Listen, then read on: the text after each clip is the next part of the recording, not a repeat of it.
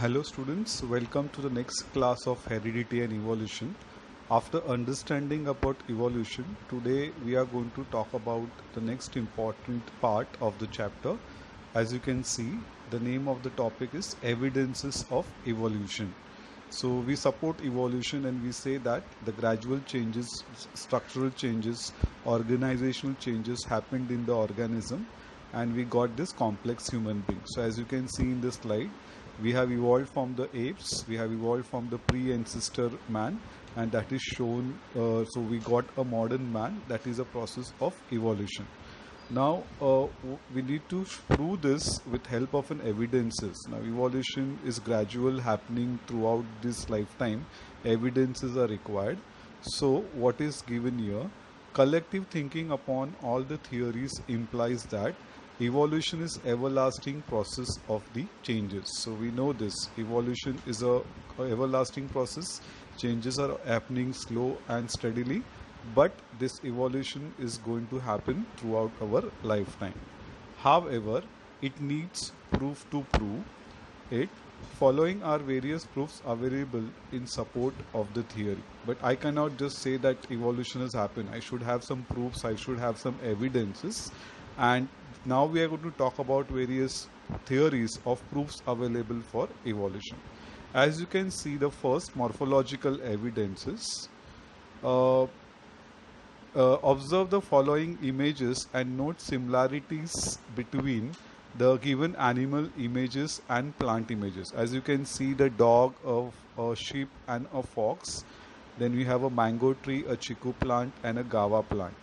Now give a thought process to it. If you talk about these animals in the above list, various similarities like structure of mouth, position of eyes, structure of nostrils and ear pinna are thickly distributed hairs on the body are seen in this animal. So in case of animals, you will see that they have a fixed structure of mouth, position of eye, opening of the nose, that is called nostrils, and the ear.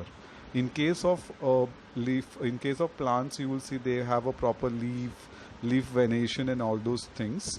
This all indicates that there are some similarities in those group, and hence it proves that their origin must be same and we have evolved from a common ancestor. So that was the morphological evidences.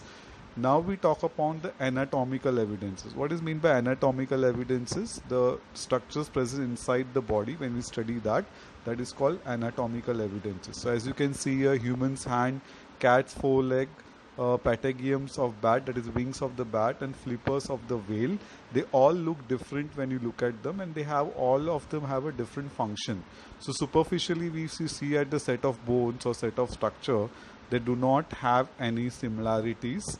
But when we go into details and we study the internal structures similarities, we found that use of each of the structure is different in respective animals. However, similarity in the structure of bone and bony joints of the organ of each of those animals is same. So internal structures are same, and that indicates that we have evolved from a common ancestor. Next question, what comes into my mind, as you can see in the picture, which are the following organs in the body of the organism? We have eye, we have brain, we have lungs, heart, kidney, and various other tissues present in the body. Which are the different organs in the body of the organism? As we have labeled here, we have various organs like eyes, lungs, kidney, heart, brain, are the different parts of the humans, and all of them are having some or the other function. So let us try to answer this question. The next slide which comes now, it says that vestigial organ, the third evidence is, now degenerated or underdeveloped useless organs of the organism are called vestigial organ. Those organs which were functional at one particular time, but now they are of no use, but they are still present in us, are called vestigial organ. In living organisms, sudden development of new tissue or organ for living in changing environment is not possible. So suddenly you cannot get a new organ inside the body. So what instead is done is, whatever is present in the earlier is changed slowly in a gradual process, and that is why these organs are present in my body. So mostly a specific structure in the body is useful under certain situation. However, same structure under different situation may become useless or even harmful. Such structure begins to degenerate under such situation as per the principle of natural selection, and takes thousands of years for the structure to disappear. Such organs are seen in different phases of disappearance in different animals. Such organ, though non-functional in certain organism, it may be functional in other organism, and that is not vestigial in other organisms. So some organs which are present in our ancestor but they are not useful in us, but since it was useful in ancestor, are still present in our body, are the examples of vestigial organ which are of no use right now.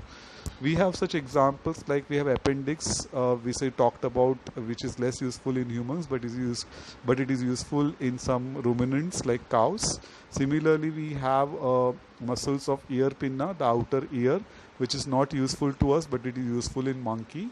We have a vestigial organ like a tailbone. Tailbone is supposed to give a tail, which is useful in monkeys and other animal, but tailbone or coccyx bone is not present, is not useful in us, but tailbone is there in us. A wisdom tooth, which is not useful but it is still there in my body. Body hairs which are present on my body are not supposed to be useful to us, because in the earlier days, in the lower animals, these body hairs were supposed to protect the animals from losing the water from the body, but these hairs are not of any use to us, but still they are present in us. So this all indicates that we have evolved from a common ancestor using this all evidences. So today we talked about morphological evidences, we talked about other anatomical evidences, and this clearly proves that we have evolved from a common ancestor. In case you have any doubts in this, you are welcome to ask me on the WhatsApp group. Please go through the video in a proper way and in a depth 2-3 times. Till then we meet for the next time. I hope you will revise this much part of the evidences. We'll continue in the next class. Thank you. Take care. Stay safe.